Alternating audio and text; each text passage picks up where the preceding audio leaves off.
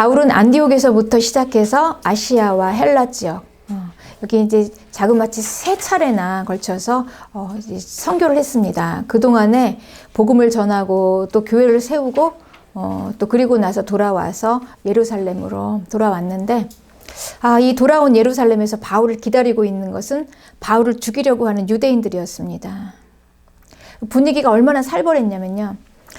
천부장이 이 바울이 찢겨질까봐 가서 천부장과 백부장이 가서 바울을 가서 이제 빼앗아 올 정도로 그렇게 군중 속에서 바울이 아주 심각하게 아주 살벌한 분위기로 군중들이 모여서 바울을 그렇게 죽이려고 했었습니다. 바울을 죽이려고 또 단식하며 농성하는 사람들이요 40명이 넘었어요. 그러니 이 바울은요, 이제 자기의 이 모교회잖아요. 이 예루살렘이. 그렇게 주의 일을 하고 돌아왔는데 결국은 바울을 맞이하고 있는 이 같은 동족인 유대인들은 결국은 이렇게 바울을 죽이려고 하는 이런 거였습니다. 주의 일을 하다가 다 칭찬받을 수는 없습니다. 이렇게 주의 일 하면서도 이렇게 죽이려고 핍박을 하고 또 공격을 하는 자들이 있죠. 이제 이 바울은 그래서 이 예루살렘으로 왔는데 여기서 편히 쉴 수가 없었어요.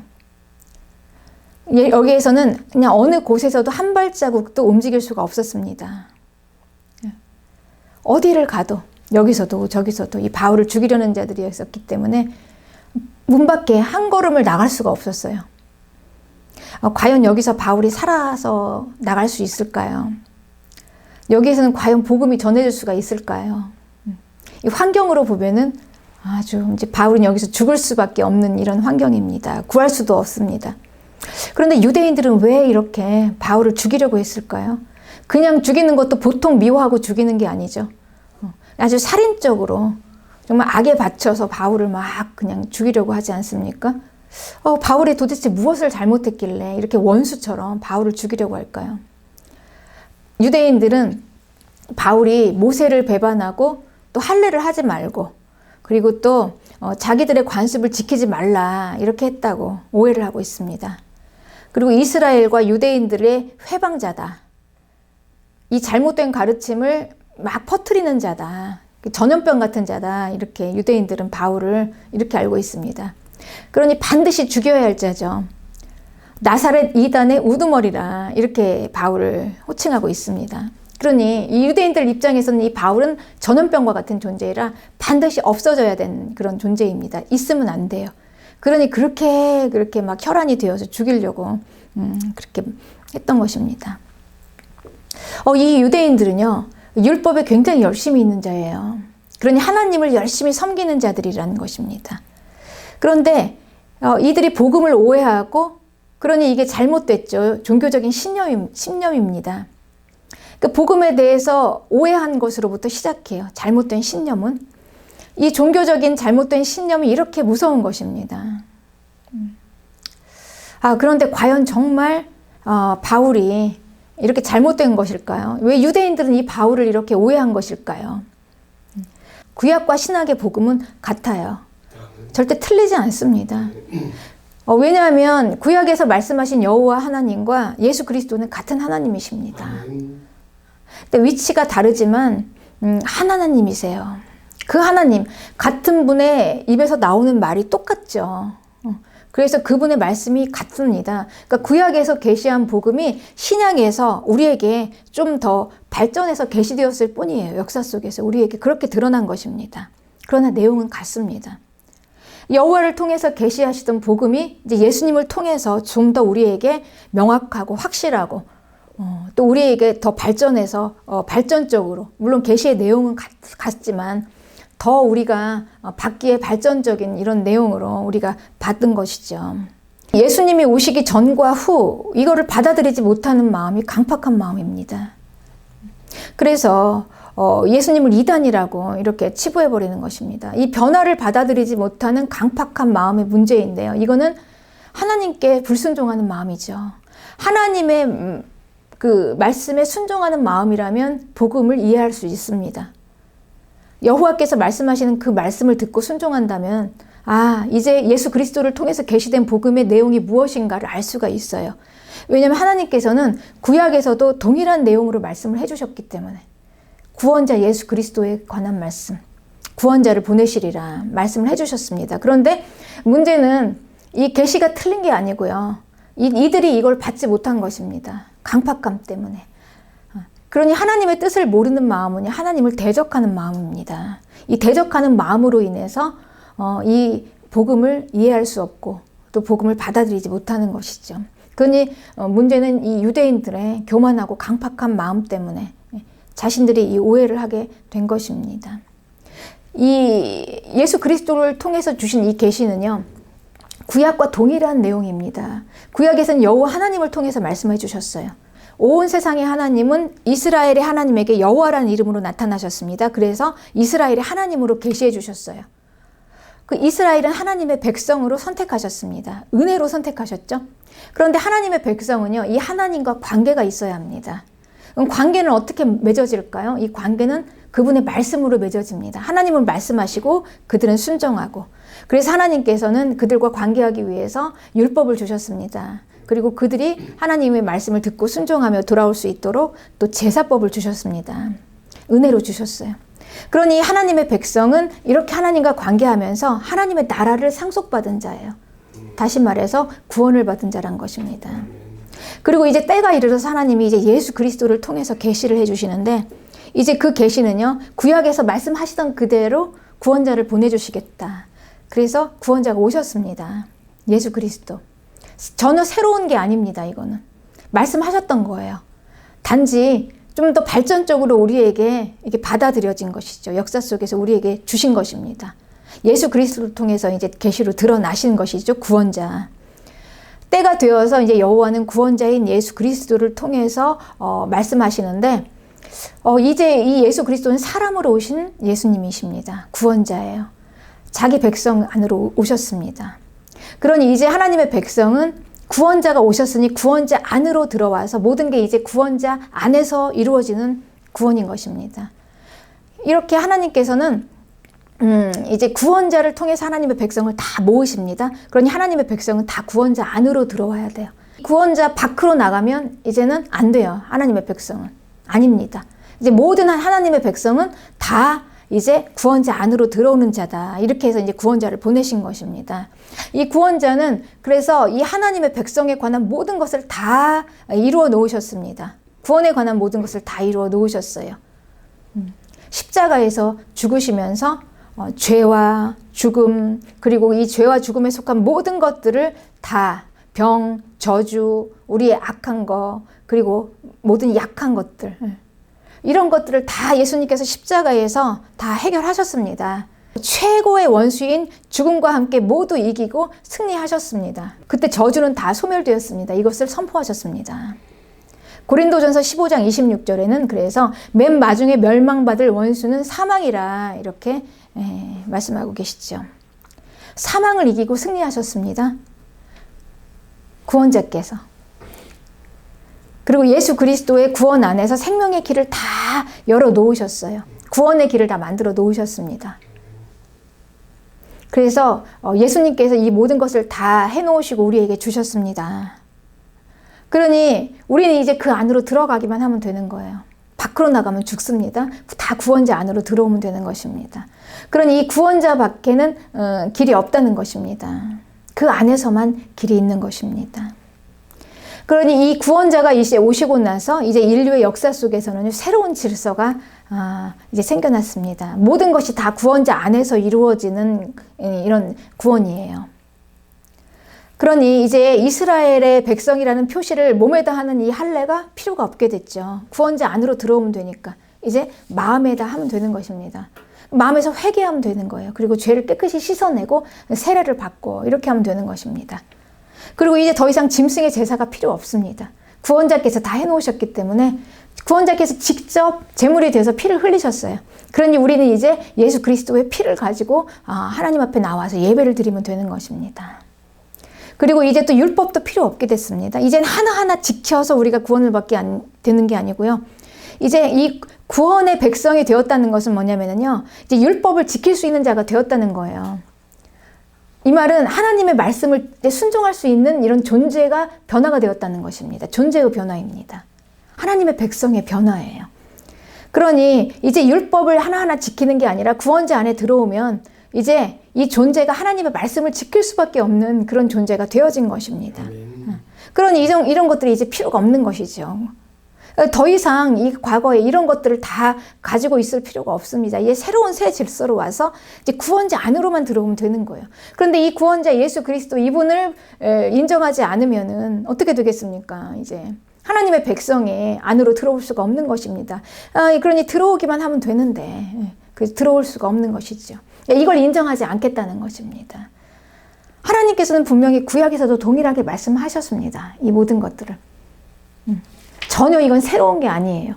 하나님께서 말씀하시고 이미 미리 다 계시해 주신 이 말씀이 이제 예수 그리스도께서 와서 이제 이게 성취가 되어서 우리에게 또 발전적으로 보여진 것이죠.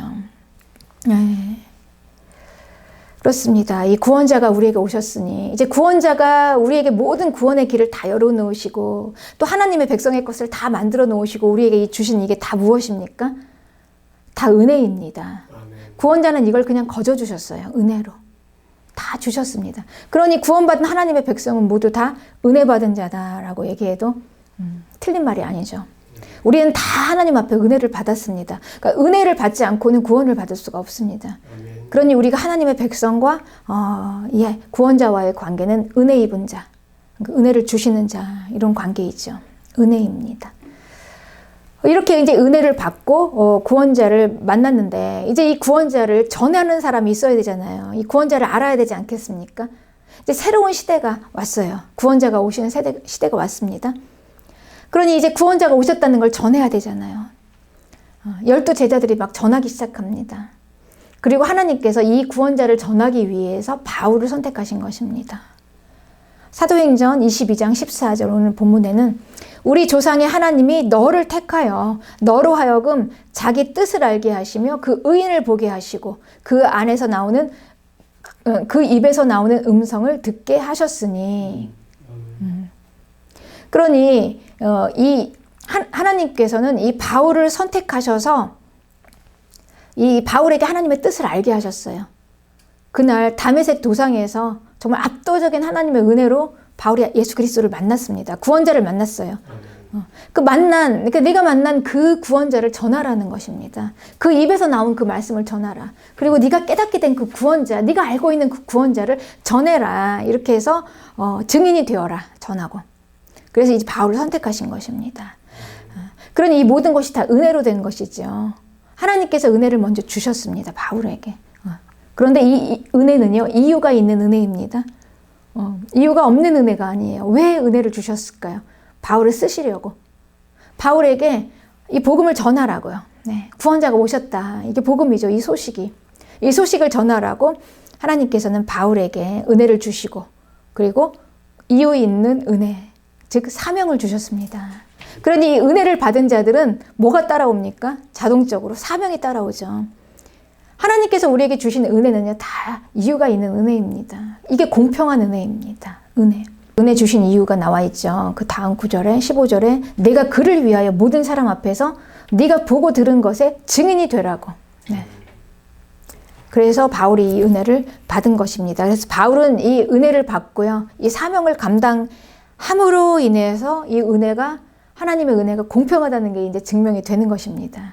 바울이 얼마나 열심히 복음을 전하면 전할수록 하나님이 얼마나 공평하신 하나님이신가. 우리는 바울의 입술을 통해서 복음을 이제 듣게 되고, 그러면서 이제 은혜 받은 사람의 입술을 통해서 이 복음을 들으면서 하나님의 주신 은혜가 공평하다.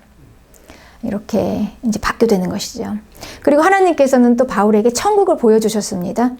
고린도후서 12장 4절에는 낙원으로 이끌려 갔다 그랬어요.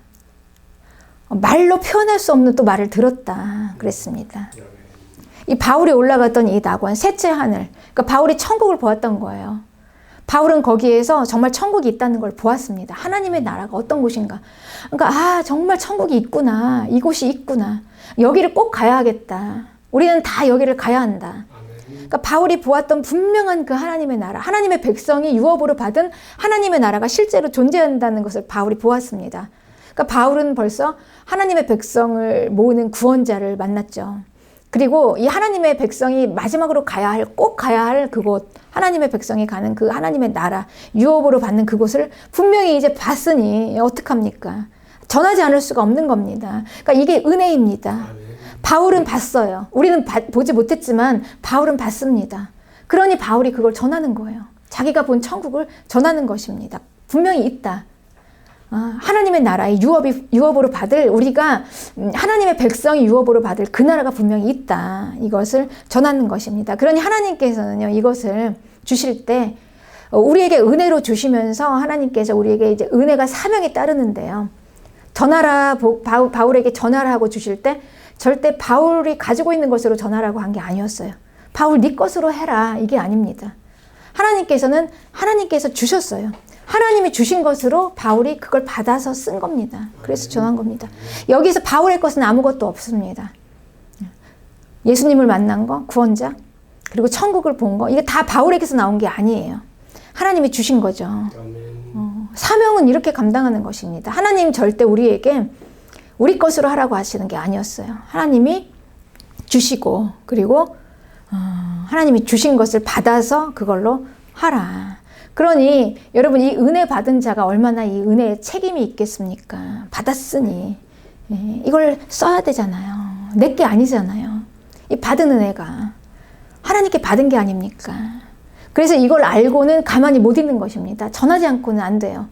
그래서 우리가 은혜를 받고는 가만히 있을 수가 없는 것입니다. 하나님이 우리에게 은혜를 주셨다면요, 그 은혜를 우리가 가만히 가지고 있을 수가 없는 것입니다.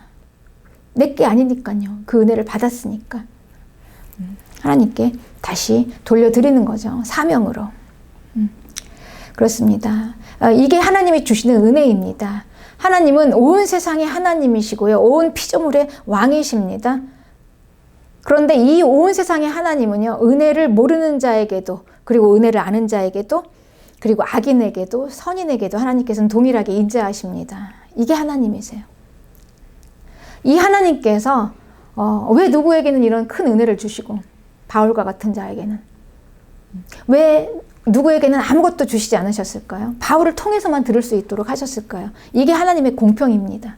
공평한 은혜.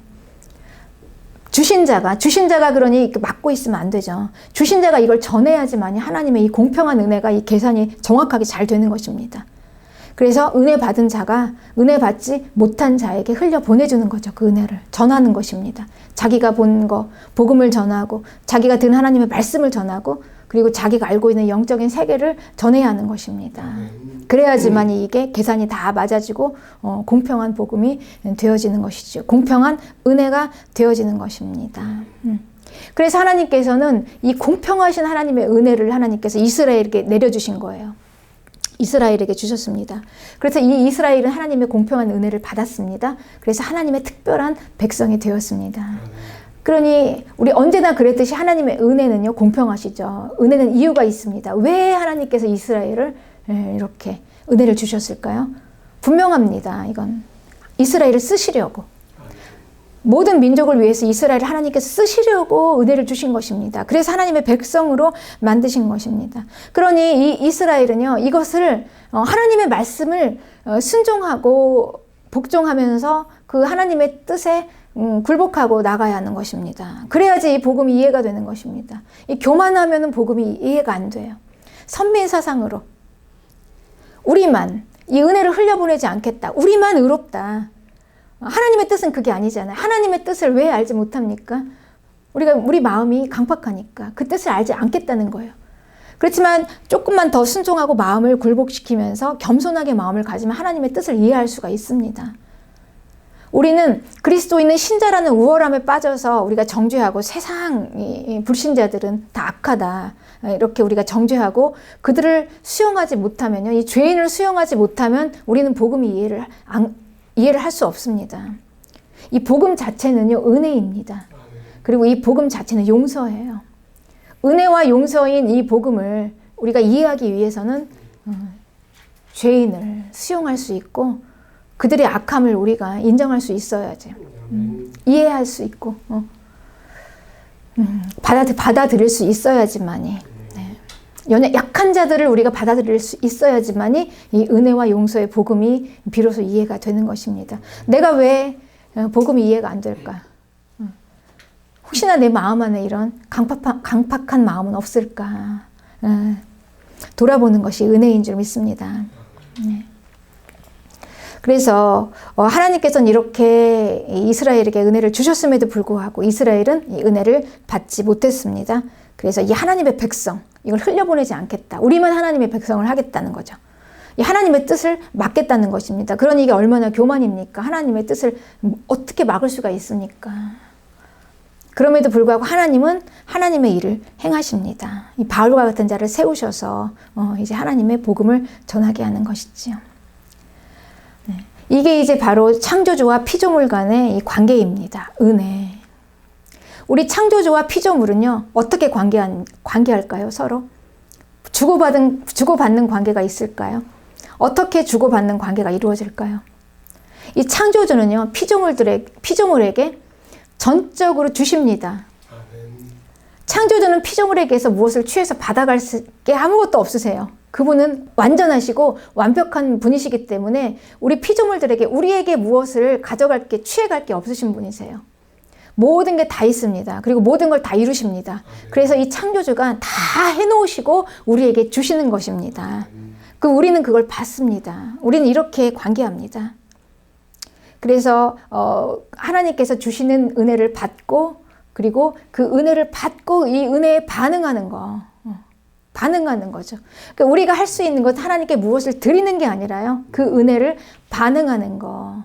그래서 우리는 아는 만큼 사는 은혜의 삶인 것이죠. 그런데 여러분 그거 아십니까? 구원받은 모든 그리스도인은요. 다 은혜 입은 자입니다. 우리가 은혜를 입지 못했다면 우리는 구원을 받을 수가 없었습니다. 우리가 하나님과 관계가 있는 자라면 우리는 다 은혜를 입은 자입니다. 우리는 다 하나님께 다 받은 거, 은혜 받은 것밖에 없어요. 하나님이 우리에게 주신 은혜가 얼마나 많습니까? 오늘 하루 우리가 숨을 쉴 수 있는 이 공기, 오늘 하루 생명 주신 이 하루 날, 다 은혜죠. 하나님이 우리에게 주시지 않으시면 우리는 하루도 살 수가 없습니다. 이게 창조주와 피조물 간의 관계입니다.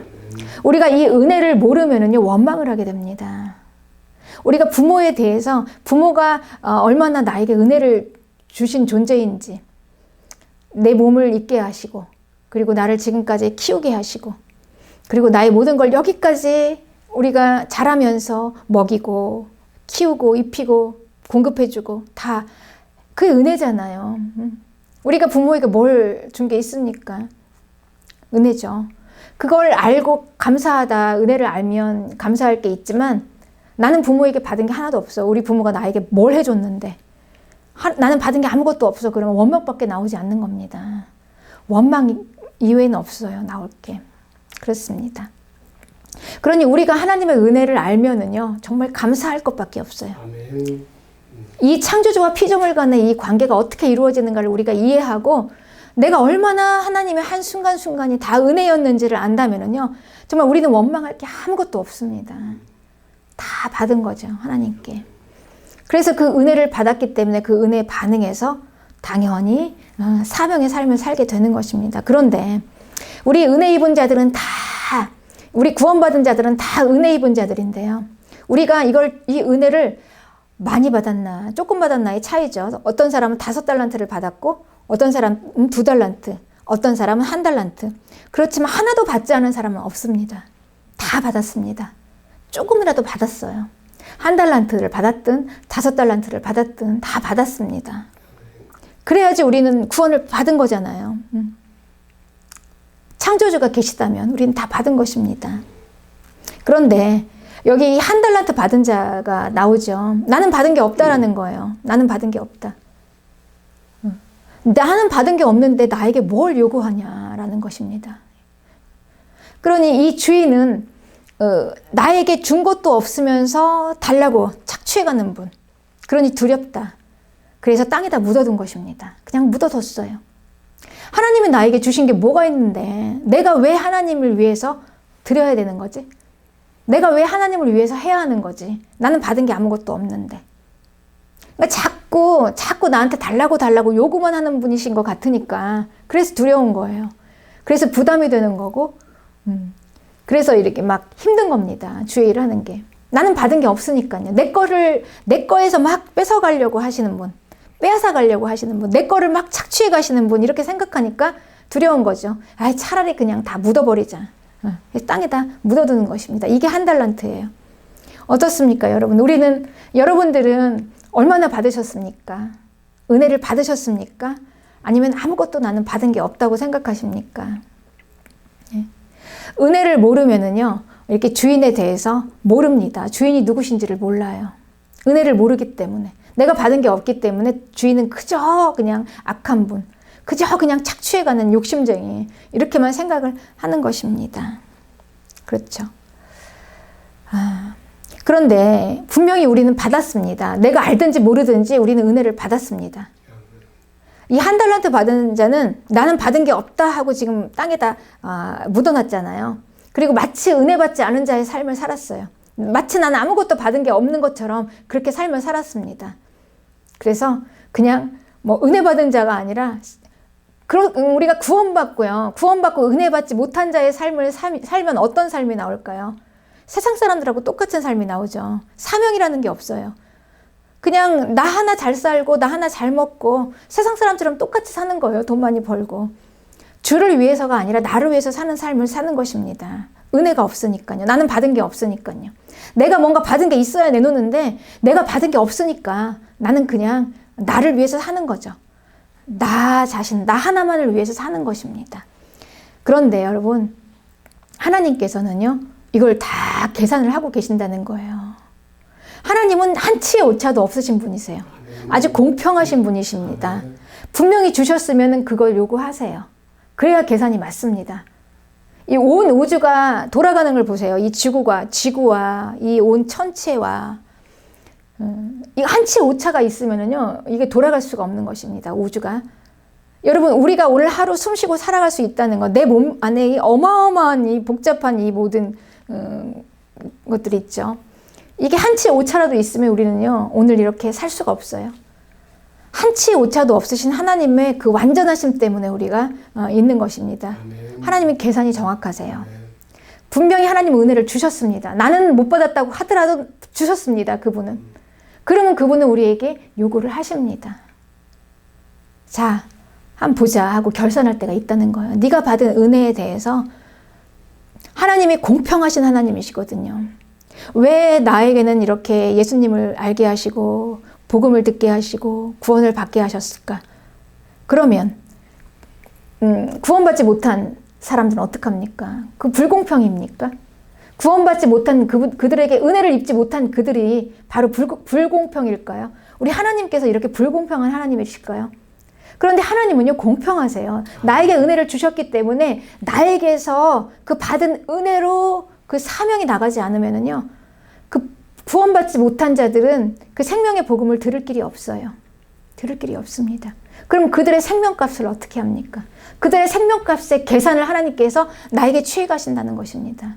이게 성경이 말씀하고 계시는 은혜의 계산법입니다. 내가 전하지 않으면, 내가 전하지 않아서 구원받지 못한 그 생명값을 나에게서 찾아가시겠다라는 것이죠. 여러분. 그래서 하나님께서는 이것을 마지막 날 결산하십니다. 결산할 때가 분명히 있습니다. 우리가 하나님의 나라를 믿는다면, 천국을 믿는다면, 분명히 이 땅에 마지막 날이 있다는 걸 믿는다면, 사람이 언제든지 다 누구 다 죽게 된 걸 믿는다면, 죽게 된다, 반드시. 이걸 믿는다면 우리에게는 분명히 마지막 날이 있습니다. 하나님께서 그 마지막 날에 결산을 하십니다. 내가 분명히 은혜 주었는데 그 은혜에 대해서 자, 한번 내놔봐라 하십니다. 그런데 이 한 달란트 받은 자는요, 땅에다 묻어뒀잖아요. 나는 받은 게 없다 그러고 묻어뒀잖아요.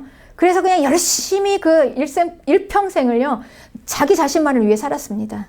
마치 은혜 받지 않은 사람처럼. 마치 자기는 하나도 받은 게 없는 사람처럼 그렇게 살았습니다. 그러니 마지막 날에 결산할 게 하나도 없습니다. 그런데 여기에 대한 하나님의 반응이 대단하십니다. 두렵습니다. 하나님께서는 그에게 악하고 게으른 종이라고 말씀하세요. 악하고 게으른 종. 악하고 게으른 종은요, 구원받지 못한 그 불신자가 아니에요. 분명히 그는 은혜를 받았습니다. 한 달란트 받은 자는 은혜를 받았습니다. 구원받은 하나님의 백성이에요. 구원받은 자들 중에 이렇게 사명을 감당하지 않는 자에 하나님께서 분명히 뭐라고 얘기하십니까? 악하고 게으른 종이다. 바깥 어두운데 쫓겨납니다. 그리고 이를 갈면서 슬피 울어요.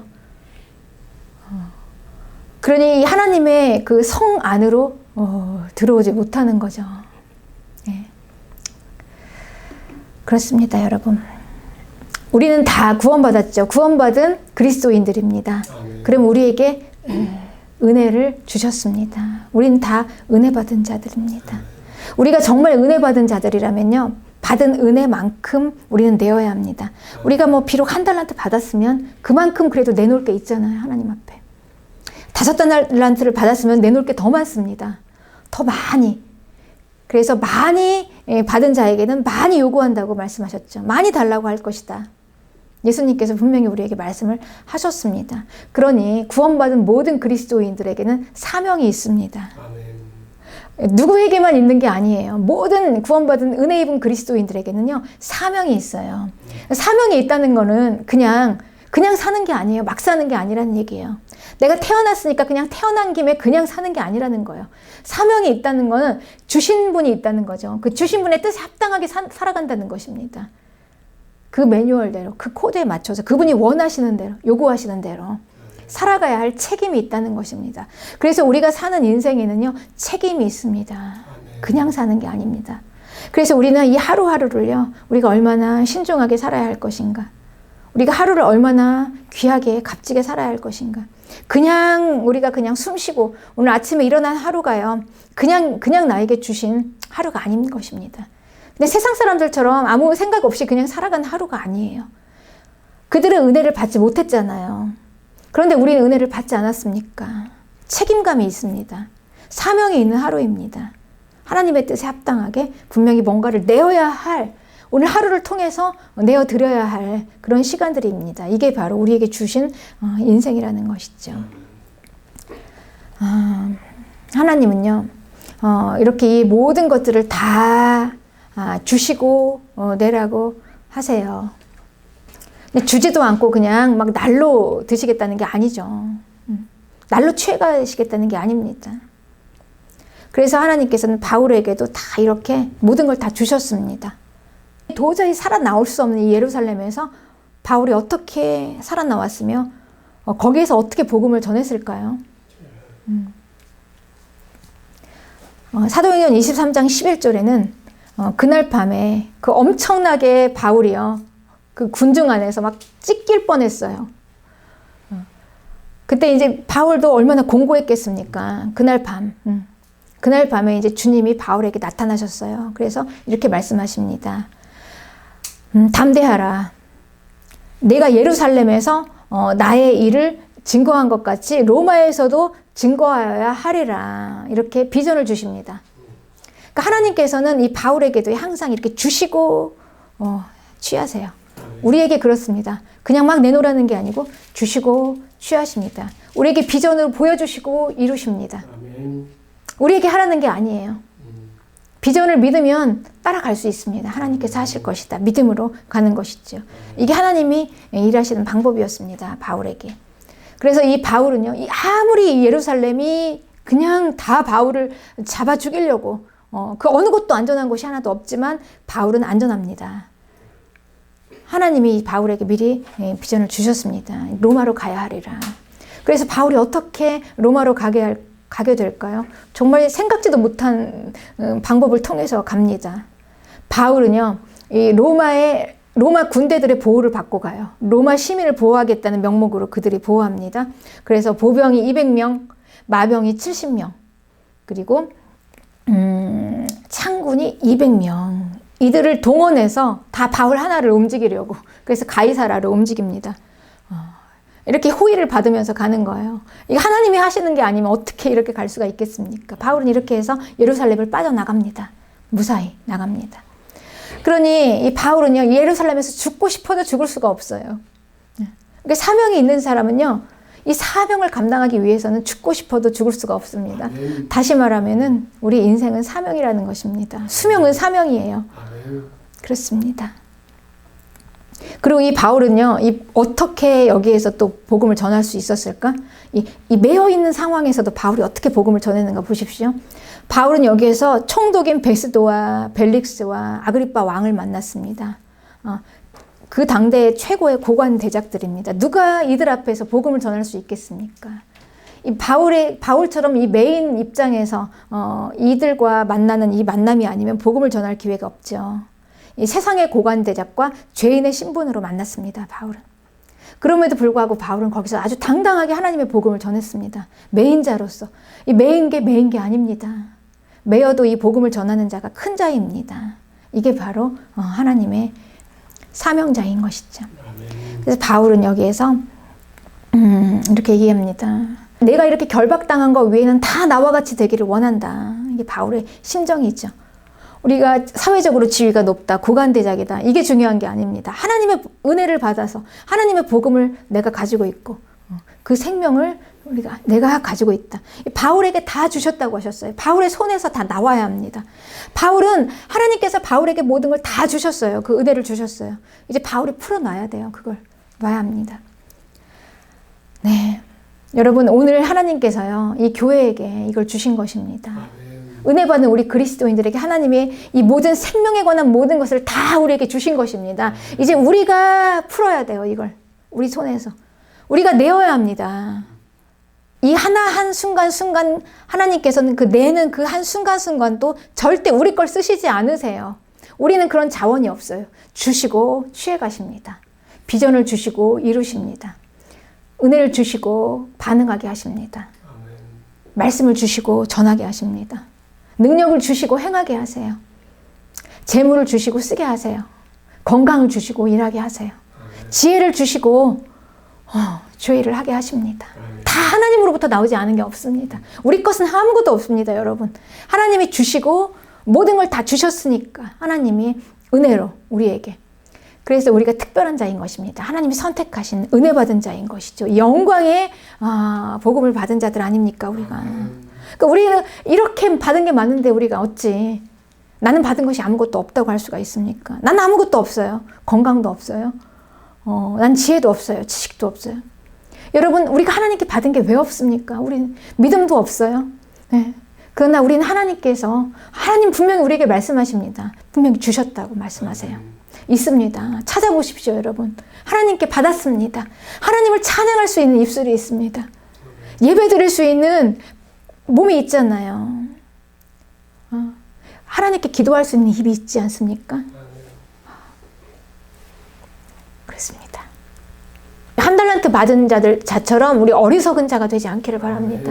난 받은 게 없습니다. 근데 뭘 나한테 요구해 가십니까? 난 받은 게 없는데요.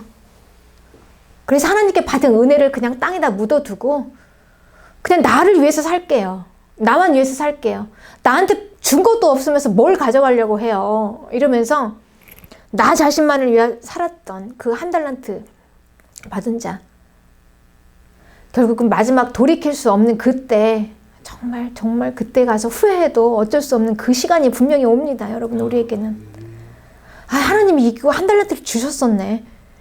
그때 깨달으면 어떡합니까? 여러분, 그래서 우리의 인생이 너무 귀한 것입니다. 할 수 있을 이때 우리가 주의 일을 할 수 있다는 게 여러분 얼마나 축복입니까? 아직 내가 하나님 앞에 가지 않았는데 내가 이걸 깨달을 수 있다면, 이 사명을 깨달을 수 있다면 여러분 이제 우리에게 기회가 있는 것입니다.